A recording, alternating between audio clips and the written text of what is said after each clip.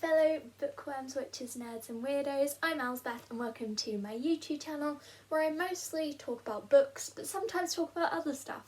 Today's video is about books though. This is totally irrelevant but I rearranged my room again. It's becoming a weekly routine now. I'm doing great. Anyways, I decided to make this video because I just got this giant Amazon package from Amazon and it's well, I'm assuming it's containing the books that I ordered using Amazon vouchers that I got for my birthday.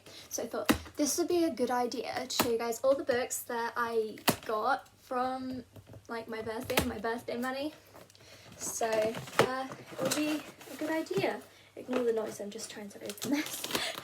In fact, no, before I open this, I'll show you guys the books that I got before this package because some of them came in separate packages. I think there was like a package that came in with two books and a package that came with 3 books. I don't know why they just didn't put them all together, but oh well. These are the books that I have so far. They're very dark academia vibes because I want an androgynous dark academia partner for when I go to uni. So of course I need to be up to date on all the dark academia stuff. And it's totally not because I'm a literature nerd. Okay, it is because I'm a literature nerd, but I like to say it's because I've romanticised my life. Let's start with If We Were Villains by M.L. Rio.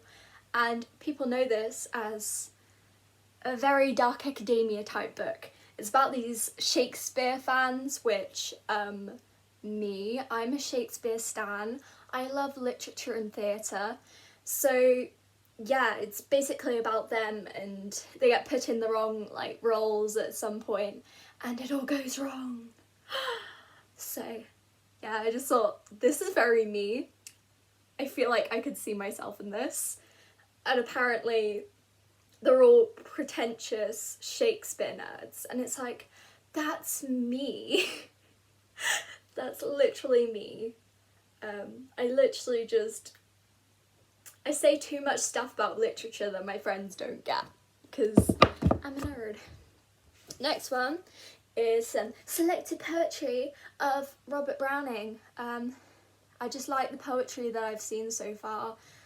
He's got quite a disturbing kind of thing going on and it's like the opposite of his wife because she wrote romantic poetry and they have like quite a cool love story, so if you want to search that up then please do.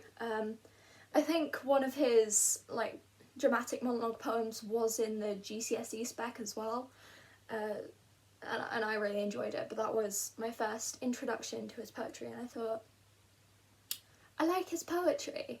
I've read a few of his poems, I should get a collection of them. So I did. And this one I got because people said it's a lesbian vampire story from the 1800s and it's Camilla by Sheridan Le Fanu. And what's quite sad about this is that like the day after I ordered it, I saw someone online saying that there's like a small part of it that's a bit racist and it's like, why did I buy it? But apparently it's still worth the read. I just need to take that into account and try to contextualise it as sad as I find it. I do not support racism. But anyway, next one is Selected Short Stories of Edgar Allan Poe. I don't know why I sing instead of talk everything. It's become a huge habit now. It used to be just at home, but now I'm doing it at school. And my friends regard it as normal for some reason. Weird. But yeah, he's an American gothic horror writer.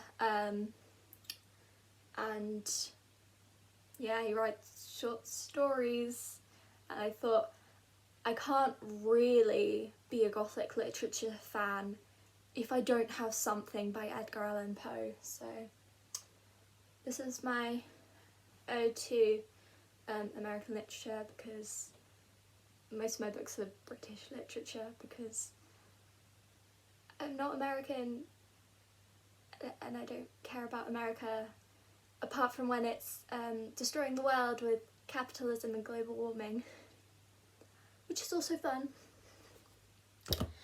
And then this one is Orlando by Virginia Woolf, which yet again is gay, and it's like a biography of Virginia Woolf and the lady that she liked really much. I think her name was Vivienne Westwood, something similar, but they were both writers and they were both in love. But historians would say that they're just best friends that were platonic. Haha. And this one, I got it because it was like £2. And yeah, it was a banned book originally, and it's gay, and it's a classic, and I love myself some sapphic classics. Oh my gosh, I should do a video on sapphic classics. That's amazing. But yeah, it's meant to be good. It arrived with like this mark on it, but like, because it was £2 for free delivery, I don't really mind that there's a mark on it. As long as I can still read it, that's the main point, not the aesthetic. Alright, I've opened the other books and I'm so happy. Why am I so happy about books? Like, okay, first thing I saw when I opened it was this chunky boy, which is Ulysses by James Joyce. And I've always loved the sort of stories in this. I had like a kid's version of the mythology when I was little and I absolutely loved it. And when I saw this online, it was like £2.50. I thought, I need it. I need it. Like, I'm not very versed in Greek mythology literature. I'm more knowledgeable about the plays in ancient Greek times than like the literature, and I do know an outline of the mythology, but I don't know all the details, so this would be an interesting start to get more into that, because dark academia. Why is my excuse always trying to romanticize my life? Anyway, next one is We Have Always Lived in the Castle by Shirley Jackson, which is a sort of modern gothic tale which has been quite popular recently this year on BookTube, at least with quite a few of the people that I've seen, and lots of people read this around October time. And I think it's always time for gothic literature, regardless of the weather. Even if it's on one of those 3 days a year when it's really warm, I can still read stuff like this because of the vibes. I just love the vibes. And then the next one, which I'm really excited about, is The Poppy War by R.F. Kuang, and it's like, everyone on BookTube love this. It's supposed to be amazing. It's so cool. But yeah, it's like a fantasy type of thing, with the war in it, and characters and stuff. And suddenly I've forgotten how to describe books. I'm just so excited for this book. I don't know. Why am I waving my hands around like a weirdo? Because I am a weirdo. And then the next two books are on witchcraft, so if you're not interested in that, you can just like skip ahead until the point where you don't see these books. Okay, so the first one is, if you don't recognise it, you're probably not Wiccan, but it's High Magic's Aid by Gerald Gardner, which is his first book about witchcraft, and it's written in a fairly fictional sort of way so that it could be published basically, but it does have a lot of factual things in it, and I feel like I can gain a lot of insight onto Gardnerian Wicca, because I am eclectic, and I feel like researching all sorts of different paths will inform me and help me on my path, deciding what works for me and what doesn't. Yeah, so far all my books have been from different cultures. I got this one on Gardnerian Wicca, I've got one on godless paganism, I've got one on Celtic paganism. It's just, yeah. You just need to read a lot in the research stage, basically, and this is it.